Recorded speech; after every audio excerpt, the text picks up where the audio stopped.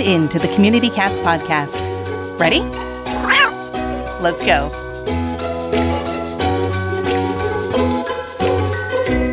Welcome to the Community Cats podcast. I'm your host, Stacy LeBaron. I've been involved helping homeless cats for over 30 years with the Merrimack River Feline Rescue Society.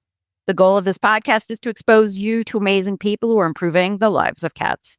I hope these interviews will help you learn how you can turn your passion for cats into action. And today we are speaking with Hanna Lentz. Hanna is the executive director of SPARC, Supporting People and Animal Relationships for Change, an organization focused on changing narratives in animal care and well-being so that our stories and messages help us do the best possible work for animals and people. Hanna has spent 2 decades in animal welfare, including at sanctuaries and animal shelters such as the Washington Humane Society, now Humane Rescue Alliance, MSPCA Farm Sanctuary, and Sasha Farm Animal Sanctuary. As the Global Program Officer for Companion Animals at the International Fund for Animal Welfare, Hanna helped create and facilitate community-based dog and cat population management programs in communities worldwide, including projects in Mexico, Bosnia, and Chile. Before SPARC, Hanna was a co-founder and leader of Impact by Design, a nonprofit consulting firm that supports animal welfare and conservation organizations.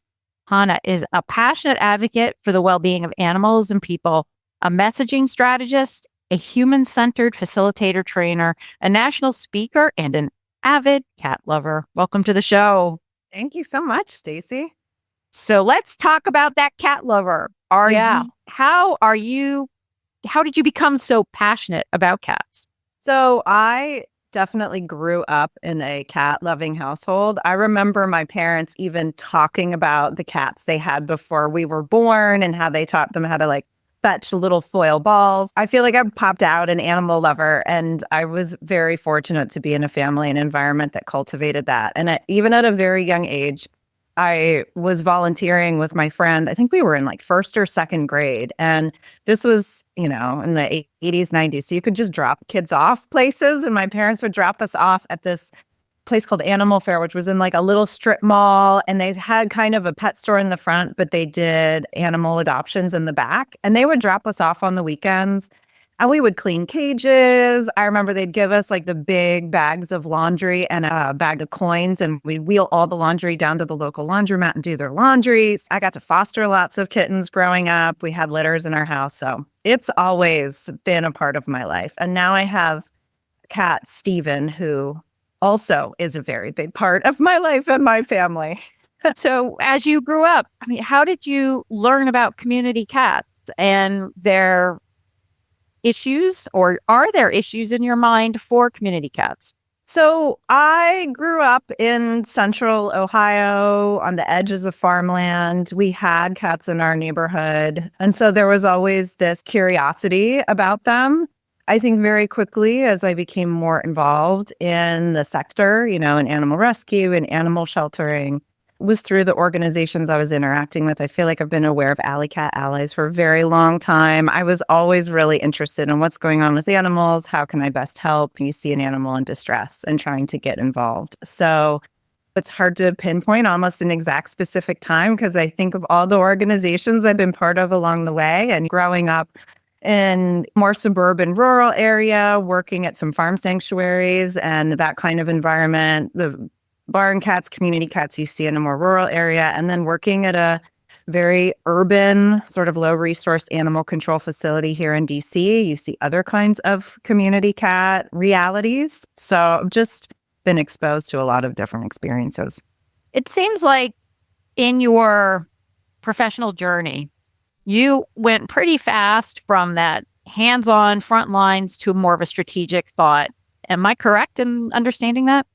Yeah, I think it was maybe a decade of really doing hands-on work. I was mucking barns, I did animal adoptions, I did behavior work. And especially when I was working at the animal control facility in DC, was just really starting to feel like, there's big work to be done in the sector. I would love to be part of that. And that's what drove me to go back to school and just continue on the path that I've been on.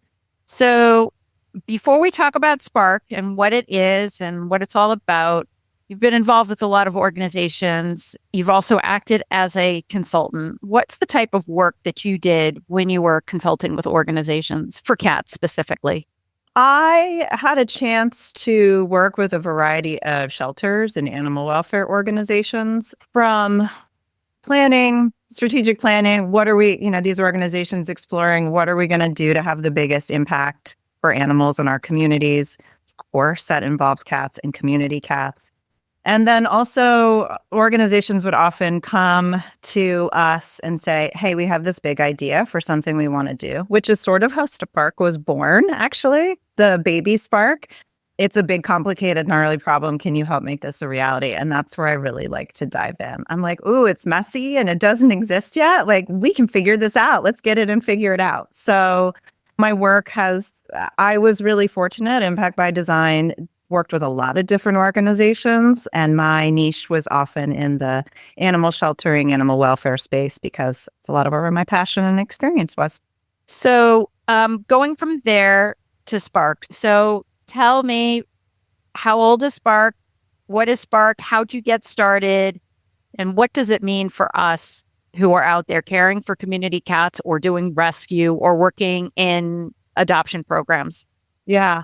So SPARC has existed as SPARC for about a year, but I would say SPARC was born a couple years ago. So there was a group of folks who worked at animal shelters, rescues, national and state organizations, and we'd actually worked on another project together. And they said, you know what? There's a big problem with messaging in our sector. Something is really going on. They were seeing that messaging was causing a lot of divisiveness. It was really impacting how we were thinking about marginalized communities.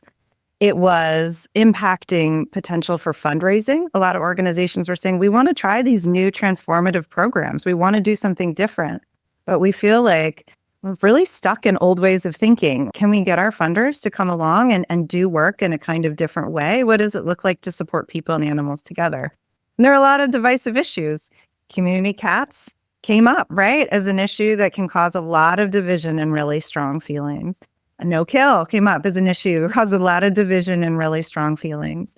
And so there was just this feeling that the messages that are mainstream, the way we tell stories, the kinds of stories we tell, are feeding a lot of these problems, the shaming and blaming of people and organizations, the inability to work together, to really find ways to collaborate when we share so much. Like, this love for animals is really at the core of a lot of what we share, but we're kind of stuck up in disagreeing about different ideas and ways of doing things. So it just was feeling like this is a big piece of the puzzle. Messaging and stories, it's not going to fix everything, but it is a piece of the puzzle that is essential and needs work, because we know how much the kinds of messages and stories we hear impacts what we believe like to be true, what we think is really happening.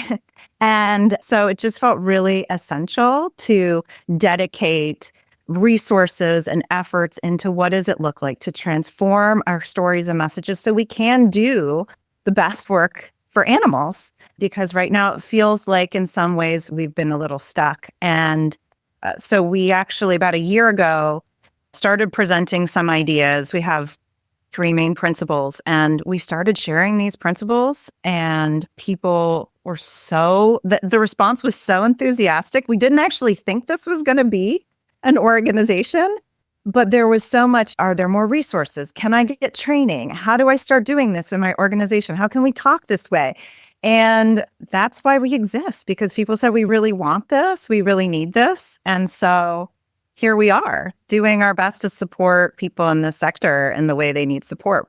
And we see that messaging and stories is a big piece of that.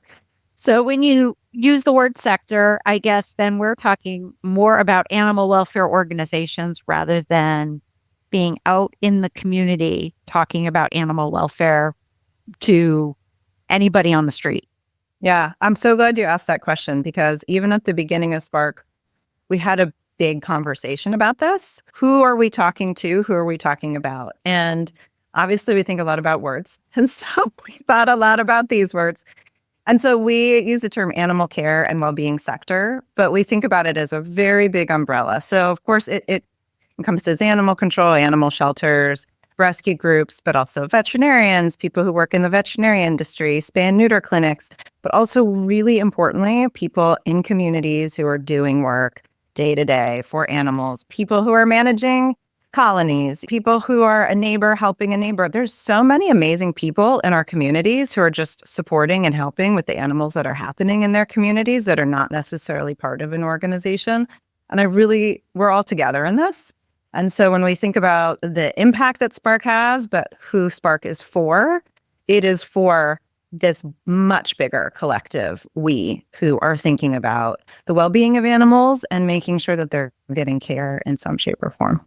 There was a session I sat in on that you led, and you had done some survey work, and it was about the ideas of what the general public thinks about animal shelters. So you were out collecting information externally and bringing it sort of into the organizational space. And what you were just saying was more from the internal going out. And when I teach various classes on trap, neuter, return, our TNR certification workshops, even the higher level course that I run at the University of the Pacific at Bernard College for Community Cats Program Management, we stress significantly about language out in the field that people really understand. So if I have to say, I'm going to get these cats fixed, it's okay, because that at least is language that's understood at the immediate moment.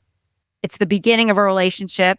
And maybe down the line, we can talk about what does TNR mean, but we don't want to isolate people initially by using jargon or language that folks have no idea what you're talking about.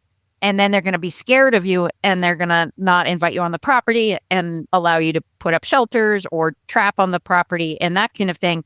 So I feel like there is a water flow east and west. We have to be the Pisces of people here, which is going back and forth with our words and trying to understand or actively listen to what's the language that your audience is most comfortable with. Yeah, absolutely. I think I think sometimes it's really unintentional, right? Because we get used to talking about certain issues in certain ways. And when you have a certain amount of information, right? Like if you're really in this world, you get exposed to things. And so those are the way you have conversations. But it's so important to think about who the audience is and where they're coming from. Because if we're trying to be good communicators, the most important thing is how people are receiving and hearing that information, what they need to receive and hear. And that is where we need to begin thinking about what our messaging is. There's two things we talk a lot about in SPARC that I think really relate to this. And one is empathic listening. And I feel like people hear listening or empathic listening, they're like, yeah, I listen. I get it. I hear things. And we do spend a lot of time hearing things, but empathic listening is really, it's taking it up a notch. It's a different level. It is saying, what is the way that we can practice our listening so that we're really getting to a deeper understanding of where someone is? And so that the way we respond to them is also telling them, we get what you're saying. We really hear you in a deeper way. That is the foundation of trust. And trust, we know, being the foundation of relationships. And that is how we actually start to make some of the amazing work that we can do happen, right? Like you were saying, people can be really put off or fearful of with certain language, or you don't know the experiences they may have had before. And so if we start from that place of just like listening and trust and relationships, that's what's really creating opportunities for us to do work for cats, especially out in the community. I think it's really interesting to understand also, you talked about sort of our sheltering organizations, our animal control, our private practice veterinary clinics, our local, we have all these different constituents. We think we should all be close together, but we're all pretty far apart, I think, in a lot of ways. And I keep trying to learn more and more about each sector to try and understand what is that mosaic of animal care in the community, including individuals, and what's their perspective on animals so that we can understand what are their sort of animal welfare or their cat welfare glasses seeing that we're not seeing on the other side to be able to understand things. And I know there's been a lot of stress between the rescue world as well as the more physical shelters with regards to returning friendly cats outside. That's been a hot topic with the lack of access to vet care for nonprofit organizations of all types. And then in the private practices too, there's pressure. There's a lot of spay neuter pressure out there. And in some ways, I feel like the communication's been really tough to explain why is there the pushback in the community. If there's a friendly cat, don't bring the friendly cat in, leave the cat there if it looks healthy or well cared for. And is that the right messaging for the community? If that cat's not spayed or neutered, is that the right thing to do? So there's, as you say, nothing's ever simple. We wish it would be, but nothing is ever simple. But trying to understand where we fall in that communication basket. I mean, what would you do? Would you just throw everybody in the room together, virtual Zoom room, or into a sandbox? If you've got a target area, a regional area that you really want to work together so that you can be impactful, how should we initiate some base level of conversation? Yeah. I have had experiences where we've thrown everybody in the room before, and some of them go well, but it takes very careful planning of exactly how those conversations are going to go. So I don't suggest it. I really think that it starts with connecting with people and relationships. But I'll say, I think we have a really big barrier to that because of some of our mindsets and ideas about people and organizations. There's often a lot of villainizing, and there's a lot of what we call othering, which is, oh, that's a them thing. And I'm different. Like me or my group of people, we're different. We believe something different. We are so fundamentally different. And those kinds of beliefs and ideas are so pervasive in our communities at the state level, then at the national level. And so these are that is the beginning of trying to get to the next place where we can start working together, where there's relationships. And one of the things we think about and talk about a lot is when we've gotten into all this othering and the villainizing, we're kind of up here in the realm of opinions and ideas, and we tie who we are and what we care about a lot to what we think the solution is, what we think the strategy is, whether it's returning cats or not returning cats or spay and neuter but we are missing how at this fundamental level, if you're in this space, if you're having these conversations, it's actually because you care about the same thing, which is cats or what's going on in your community, the health and well-being of animals. There is a lot of common ground, but it's getting totally lost in the fact that we don't see that in each other. And so when we think about messaging and storytelling, so much of that division is actually coming from the way we have messaged and told stories about each other, about people in our communities, about different organizations. And so when someone is feeling like they're being portrayed as a villain, when someone feels like they are being stereotyped, right? They're just being characterized as one thing, or because they look a certain way or they did a certain thing, then they're all bad, right? Nobody likes to be stereotyped. Everybody knows what that experience is like. It feels crappy. But it happens all the time in our messaging. I think people who work on cat issues probably know that experience very well, because people get stereotyped and then may be brushed off or not get a seat at the table, right? Because they're characterized as crazy cat person or feral cat person, right? So we know what this feels like. And I think sometimes we are forgetting that actually in our own messaging and stories, we're doing that to other people as well. And that is putting up all these blocks and division. So in our day-to-day, we have opportunities to tell messages and stories differently, which is, this is about us. This is about our community. We're in this together, right? There is a we. And I think that starts by building relationships and just starting to talk with people one-on-one, getting to that place where you can bring people together. But there is, I know it would be so great if there was like a silver bullet or the magic that we could sprinkle on these situations. But I think it's not magic, but it is like a very real opportunity in our day to day, how we talk to people and how we talk about people. And I promise it makes a really big difference. When you start engaging with people in a different way, you see how it makes a difference. Well, and I'd also challenge and say with organizations, other organizations, social service organizations within the communities too, we've talked a lot about external programs or moving outside the shelter walls and moving out. And I have a vision where our cats and dogs are really just incorporated into our social service programmatic community, which makes animal sheltering, again, vulnerable to having social service programs basically handling a lot of the things that they might have had programs for and being adaptable to that type of change. And I know that conversation happened before we entered into the vet shortage. Are we going to spay neuter our way out of needing our adoption programs, which has not happened? But it was a conversation that was happened in Massachusetts and New England at a point in time.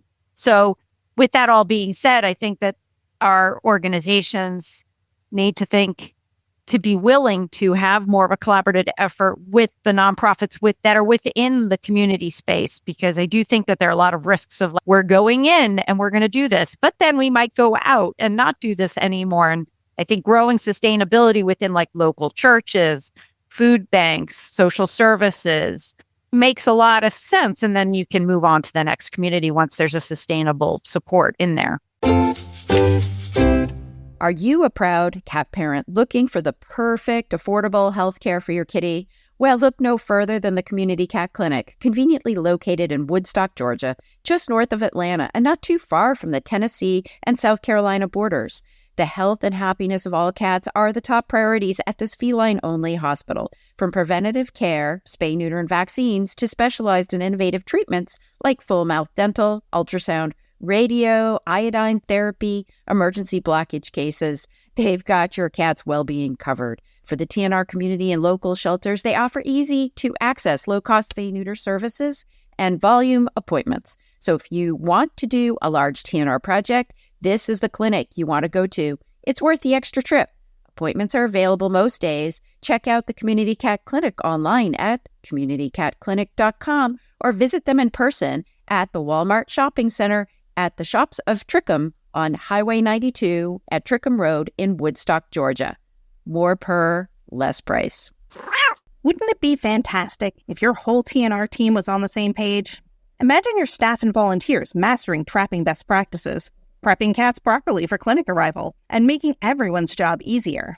Would you like to give them a toolbox of tips and tricks to refer to whenever trapping gets tough? Our monthly virtual TNR workshops are perfect for group training, covering everything from TNR philosophy to planning, equipment use, public relations, because we are all going to run into those stubborn neighbors, and cat care tips, plus more. With Q&A sessions, handouts, customized content for your program, your team will be ready to successfully reduce the number of free-roaming cats in your community. Ready to turn your trappers into a team? Great! Email Stacy at communitycatspodcast.com or call 978-239-2090 for details. Are you getting your message across to your entire community? Do they know what programs you offer and what they can do to help? Learn more about how to effectively market your organization or just sharpen your skills with a free self-paced marketing course, The Fundamentals of Marketing on Maddie's University. The course is designed to provide a basic understanding of marketing and provide you with templates and tools to elevate and improve your organization's brand, voice, and audience, and have fun while doing it. You'll receive a strategic marketing plan template to download free. Go to university.maddiesfund.org and search marketing to enroll now. Yeah. And, I've had really interesting conversations with people who work in the social services sector, and they've just felt like, oh, yeah, I'm not into animal welfare because animal welfare is just all about people, right? There's been, especially in the way that we've talked about our work, is this huge focus on there's we're not as interested in people issues as the animal issues, and people are the bad guys. And then when I talk about what it means to actually support people and animals together and combined well-being, and what happens to animals affects people, what happens to people affects animals, they're like, oh yeah, like that resonates with me. The rhetoric that happens in animal welfare actually turns a lot of people off. And I think we can see a lot of opportunities to connect with people that we haven't connected with before. And social services are a huge part of that. We see that happening, whether it's people who may be unhoused and experiencing housing insecurity, and they are making a choice to not go into that shelter because they would rather be with their animal. People who need to get to safety from a domestic violence experience and reality, and they don't want to leave because they don't want to leave their animal behind. People who may be sacrificing feeding themselves because they're experiencing food insecurity, loss of a job, disaster, mental health crisis, and suddenly they're not able to access food the way they were before. And they're going to choose to feed their animal or feel like, I can't care for my animal the way they should be cared for. So now our family has to break apart. So that well-being is so deeply connected. And I think there's really important collaboration and connection opportunities that are out there for us. So if there are folks that are interested in finding out more about SPARC, and what are the tangible things that your website, your organization can offer, how would they do that? So on our website right now, we have a growing body of resources. So we have these 3 really core practices and principles that we talk about. And I should give you a quick summary of them, but I will say we also have some training that'll be coming in the new year, and there's going to be a variety more resources. But the best way to start would actually be explore the training. You can send a message on the website and reach out to me. I'm happy to talk to anyone about this or what it might look like in your work or community. But I did want to highlight these practices include the kinds of things we've been talking about. One is systems framing. So how we can really move away from a very narrow focus on individual shaming and blaming of people or pet owners, and really be talking about the larger systems that impact the choices that people have, the options that they may have to care for their animals. We see this show up a lot with individual pet owners, but I think it's something that people who are supporting community cats and managing colonies can really understand. I think caretakers are often blamed for what happens with cats in communities. A cat pees in someone's garden, and it's because that person is feeding the cats. A cat is showing up on someone's porch or their car every day, and it's like, because that person is feeding the cat. And so there's this opportunity. Let's actually talk about, right? Let's make sure our messages are about these bigger systems that are the reason why the cats are there. Because our community caretakers, our colony caretakers, are actually a huge key to making this better, a really valuable, important part of the system. So how can we have those bigger conversations? The other is messaging with dignity. And some of the things we were talking about, like stereotypes, villainizing, how to move away from othering to make sure that our language is actually helping us build trust and connections with people. And then I mentioned empathic listening. So we have these principles that we know. I can nerd out and get into all the nerdy psychology, social behavior science. It's not like I went into the back room and said, what would be helpful for this is from like years of research. There's a lot in other sectors that also shows that these are really core principles around our beliefs and ideas. So we're just looking at how can we bring this into our sector to help us make our work even better, help us do our best work together. Excellent. Any last thoughts before we close out today?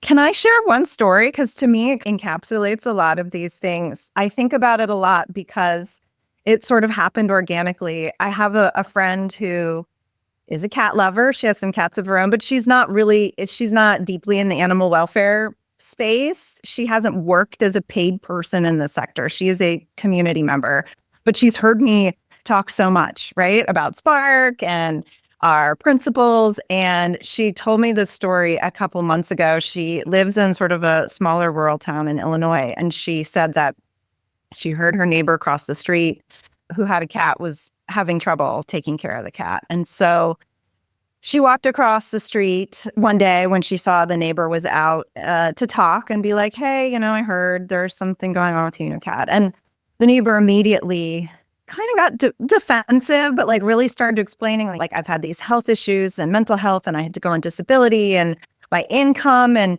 so I haven't been able to afford cat food. And just like she could tell she was almost like kind of trying on the defensive. And my friend said, I'm not here to judge you. I just want to learn about what's going on so we can do something, and I can be helpful to you if you need it. And she said the woman just burst into tears and started crying. And from that, then my friend, she was able to hook her up with some local resources for a food bank and hook her up with some litter. And now this person can keep their cat, and the cat's happily in their home. And so when I think about the impact of our work and what we're trying to achieve, it is all of these like moments and these conversations where someone approaches someone else and says, I know what you're going through is actually bigger right now than just one decision, like a decision you may be making. I also know that you as an individual I want to empower you. I don't want to take your power away. She took the time to listen. She didn't just villainize this person because they weren't taking care of their cat. To me, it just encompasses, what if we can have so many more interactions like this? A community member to a community member, or a person from one organization talking to another, or organization talking to a community member. And so when I think about the power of really shifting our narratives of news stories and messages, it is to create so many moments like this, because I think that can really change what's happening for our cats. Excellent. Hanna, I want to thank you so much for agreeing to be a guest on our show today. That was a great story to close out with, and I hope we'll have you on again in the future. Thanks, Stacy. I appreciate it. Thank you so much for having me and for all that you do. Really, it's amazing. I've been watching what you've been doing with this podcast and your work supporting cats for many years. Oh, thank you. That's it for this week. Please head over to Apple Podcasts and leave a review. We love to hear what you think, and a 5-star review really helps others find the show. You can also join the conversation with listeners, cat caretakers, and me on Facebook and Instagram. And don't forget to hit follow or subscribe on Spotify, Apple Podcasts, Google Podcasts, YouTube, Stitcher, or wherever you listen to podcasts so you don't miss a single show. Thanks for listening, and thank you for everything that you do to help create a safe and healthy world for cats.